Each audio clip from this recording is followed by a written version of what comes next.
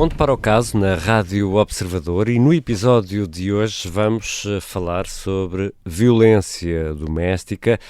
De resto, temos números muito recentes do Relatório Anual de Segurança Interna que apontam para cerca de 30 mil casos denunciados.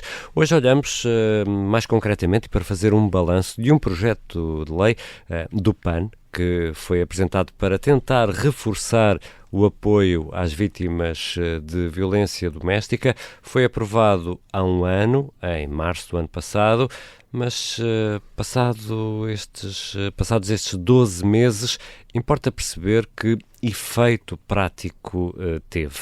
A edição de hoje do Onde para o Caso é da autoria do jornalista Rui Casanova. Foi em março de 2025 que o Parlamento aprovou o projeto de lei proposto pelo PAN para o alargamento das garantias de proteção e apoio às vítimas de violência doméstica. A medida passou com os votos contra do PSD, CDS e Iniciativa Liberal e os votos a favor dos restantes partidos.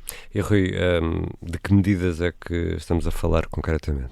Por exemplo, a criação de um complemento ao abono de família no valor de 25% do montante em causa, a garantia de acesso a vaga em creche ou pré-escolar para os filhos das vítimas, a prioridade no encaminhamento para equipamentos para pessoas idosas. Outro destaque deste projeto de lei: de acordo com a medida, as vítimas de violência doméstica podem dar entrada numa casa de abrigo com o animal de companhia.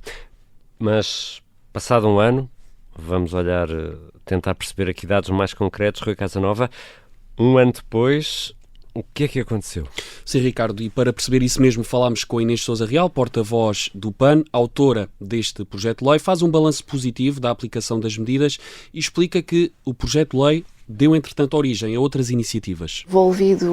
Passado um ano, na prática nós já conseguimos que fosse criada uma subcomissão que está precisamente a debater a aprovação deste diploma, mas também outras iniciativas que o PAN apresentou que visam reforçar, quer no âmbito deste projeto, mas também quer no âmbito de outras forças políticas que acompanharam com iniciativas e que querem reforçar os direitos das vítimas de violência em várias dimensões. Por exemplo, o apoio jurídico ou o Estatuto das Crianças Vítimas de Violência Doméstica no âmbito das responsabilidades parentais.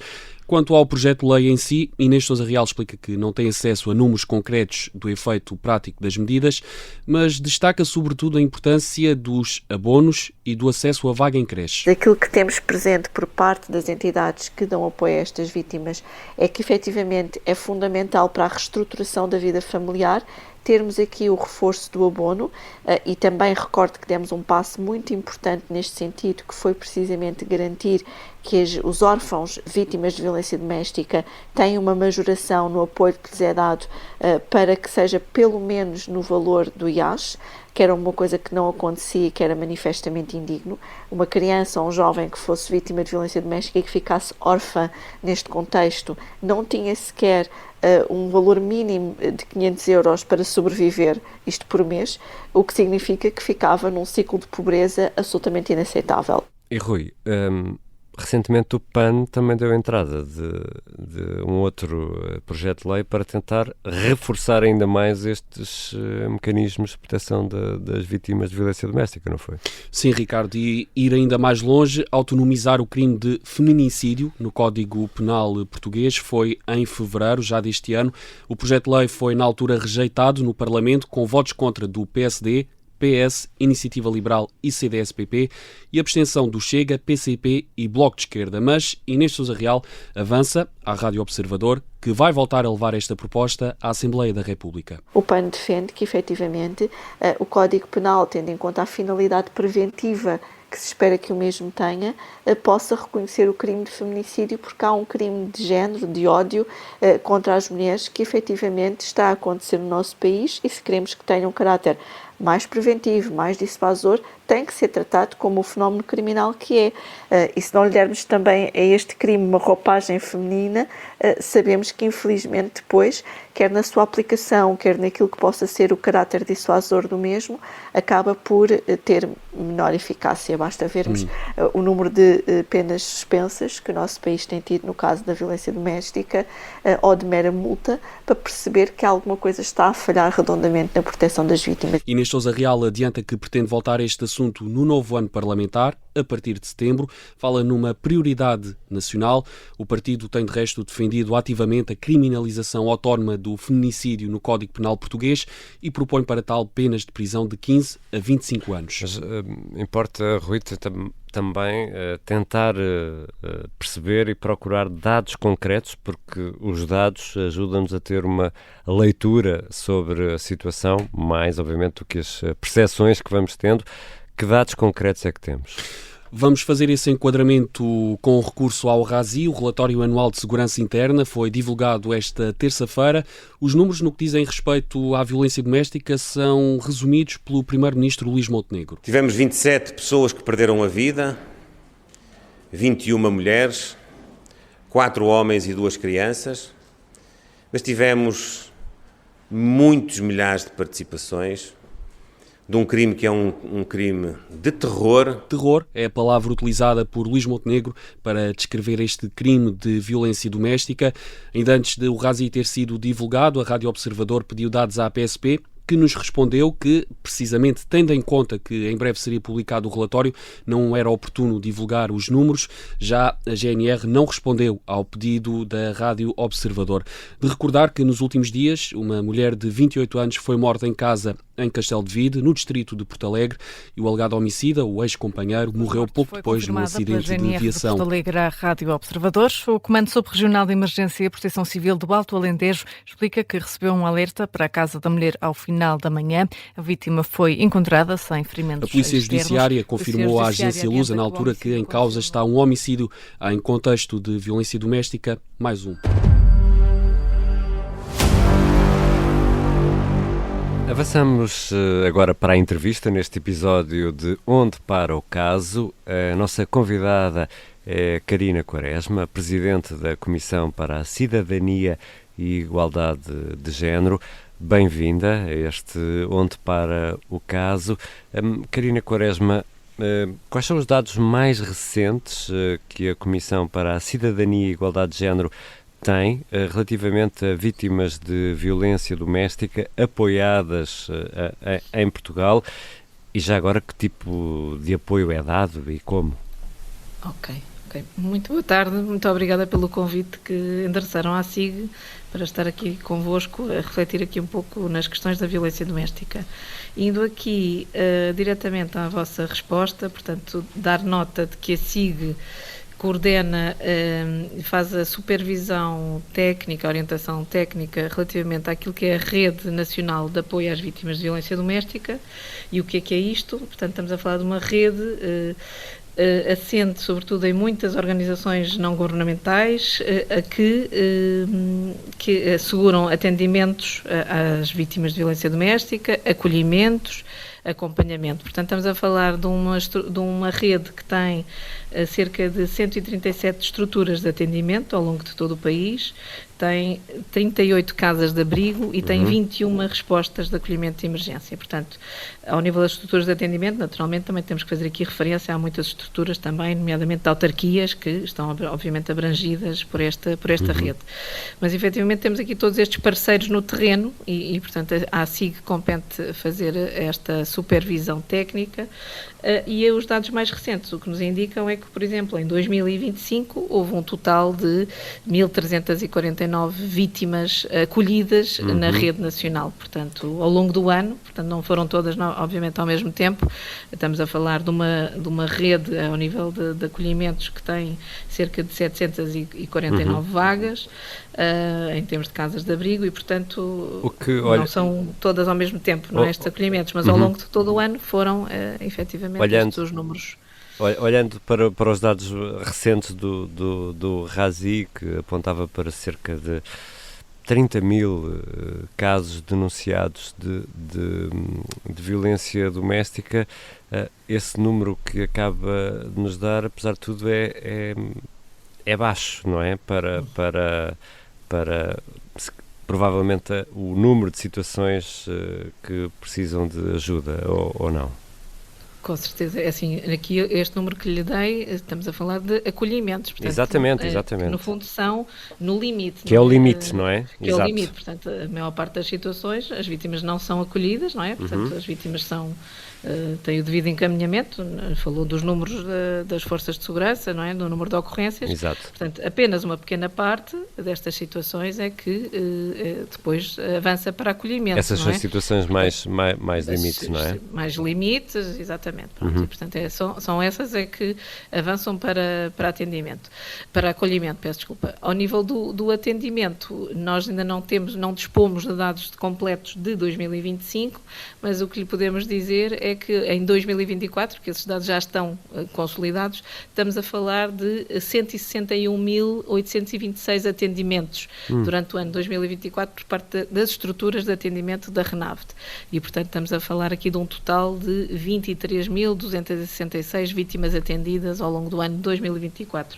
Ainda estamos a consolidar os dados de 2025, mas estamos a falar de um volume considerável. Mas a questão que coloca é muito pertinente, porque, efetivamente, nem todas as vítimas, que neste caso, em relação às quais há uma participação de violência doméstica, nem todas depois são atendidas, claro, ou apoiadas na Rede Nacional de Apoio às Vítimas de Violência Doméstica. Portanto, é muito importante que haja esta referenciação para as estruturas de atendimento, mas naturalmente há aqui também questões relacionadas com opções das próprias pessoas, das próprias vítimas, relativamente a que tipos, claro, de apoios preferem, não é?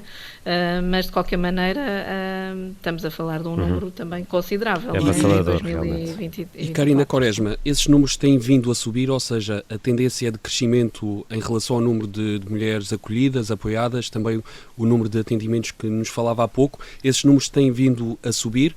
Se sim, isso é bom sinal? É assim, os números têm aqui tido algumas oscilações, não é? Portanto, em geral, nós podemos dizer que há uma tendência de um maior apoio por parte das estruturas, no sentido de conseguir cobrir um pouco mais de respostas, não é? É sinal de que as pessoas acedem mais às estruturas de apoio, reconhecem a sua importância, é sinal também que as estruturas no terreno e as entidades que estão no terreno se articulam cada vez de forma mais eficiente e, portanto, fazem as referenciações adequadas, não é? De umas entidades para outras, naturalmente que é um trabalho contínuo. Portanto, na área da violência doméstica, todo o percurso e todo o trabalho que tem sido feito e que já vem de há muitos anos, é um trabalho realmente de longo curso. Portanto, nós não conseguimos mudar a realidade de um dia para o outro. É preciso uma grande persistência nas respostas. Está a demorar muito tempo ou não? É porque nós temos estes números na cabeça agora, que deu há pouco, e estes números do Razi, e seria expectável, se calhar, sou eu que sou demasiado otimista, mas seria expectável que já não tivéssemos números destes de violência doméstica em Portugal. Porque é que isto ainda continua? Sim, eu percebo. Obviamente são números que nos chocam, não é? Que nos chocam a todos e a todas, porque efetivamente qualquer caso de violência doméstica, tendo em conta a violência, seja ela de qual natureza for, física, psicológica, sexual, enfim, da área também económica, é muito gravosa, não é? E, portanto, faz-nos confusão, causa-nos uma grande perplexidade, não é? A continuidade destas situações, naquele que seria o espaço onde todas as pessoas se deviam sentir mais seguras, que é, no fundo, a sua casa, a sua família, o seu espaço privado, não é? E, portanto, obviamente isto causa-nos esta perplexidade, mas efetivamente Portugal não é um caso isolado em termos de número de casos de violência doméstica, não é um caso isolado ao nível de homicídios no contexto de violência doméstica. Existe até, muitas vezes fala-se aqui um bocadinho do paradoxo que se passa em alguns países nórdicos, em que até as taxas, no fundo, que são estimadas em termos de prevalência, são mais elevadas até do que alguns países, por exemplo, do Sul, o que até poderia contrariar aqui algumas perspectivas. Há aqui vários fatores que têm que ser tidos em conta. Portanto, por um lado, estes números que nos assolam e que nos preocupam e que obviamente merecem sempre uma atenção e uma prioridade, e essa prioridade tem estado a ser dada, quer pelo Governo, quer pelas entidades que correspondem e que estão a dar o seu contributo, mas efetivamente há aqui uma parte que é importante. O número de ocorrências, por exemplo, que são registadas pelas forças de segurança, o número de atendimentos, estamos a falar no fundo de situações em que as pessoas estão a ter algum apoio, que estão a ter algum acompanhamento, e é muito importante a desocultação destas realidades, portanto, porque estas realidades não continuem escondidas, porque efetivamente existem estudos que estimam que isto a que assistimos, não é? Que é o número de ocorrências, o número de pessoas apoiadas, etc., é apenas a ponta do iceberg que tem depois uma base bastante mais larga, não é? E, portanto, muitas vezes até essa ponta que aquilo que é o conhecido deve representar cerca de 1/4 daquilo que é a realidade existente. Um quarto, 1/3, portanto, quer dizer, estamos a falar ainda de realidades que estão muito escondidas e que é importante também transmitirmos mensagens positivas de que os sistemas e as respostas estão a avançar para não debelar iniciativas de procura de ajuda, não é? Isso é um falhanço nosso enquanto sociedade, é um falhanço das autoridades, de campanhas, porque como é que se justifica que nos dias de hoje, em que, quer dizer, já não vivemos propriamente num país atrasado, como é que se justifica que isto ainda continua a acontecer? Claro. Não, mas é aquilo que eu referia. Portanto, isto não se passa apenas em Portugal, não é? Também temos números elevados noutros países, nomeadamente europeus, e, portanto, isto tem a ver tem mais a ver com a natureza humana do que... Tem mais a ver com a natureza humana e com também questões de desigualdade de género que estão persistentes nas nossas sociedades. Portanto, há aqui uma desigualdade estrutural de género, porque não é inócuo, não é por acaso que a maior parte das vítimas são mulheres e que a maior parte das pessoas agressoras são homens. Claro que temos também homens vítimas, claro que também temos essa realidade e mulheres também agressoras, mas a esmagadora maioria dos casos é no sentido oposto, não é? Portanto, não é despeciente, nós também temos aqui esta questão de que está aqui enraizada na nossa sociedade ainda estas desigualdades de género em que muitas vezes algumas pessoas consideram que têm têm legitimidade para ter poder e poder controlo sobre outras, não é? E que essas outras pessoas que estão em posições de maior vulnerabilidade podem então estar sujeitas a que estes atos de violência sejam a sua natureza qual for. Portanto, e aqui pegando nesta situação, nesta questão, eu diria que é muito importante que todas as pessoas estejam cada vez mais intolerantes a qualquer manifestação de violência e muitas vezes as manifestações de violência não começam logo do ponto de vista da natureza física ou sexual, começam por uma natureza mais psicológica, um controlo sobre o comportamento da outra pessoa, a desvalorização daquilo que é a essência da outra pessoa, portanto, minar a autoconfiança e vai escalando. E, portanto, aos primeiros sinais, nós temos que ser intolerantes aos primeiros sinais deste tipo de violências para que esta violência não escale e não evolua. E, Carina, portanto, como sociedade é importante também termos aqui esta atenção. E Carina Quaresma, também é bom que estas conversas ajudem a alertar para esses sinais. Muito obrigado. A Carina Quaresma é Presidente da Comissão para a Cidadania e Igualdade de Género. E fica por aqui este episódio do Onde para o Caso, esta semana da responsabilidade do jornalista Rui Casanova. Para a semana, um novo caso.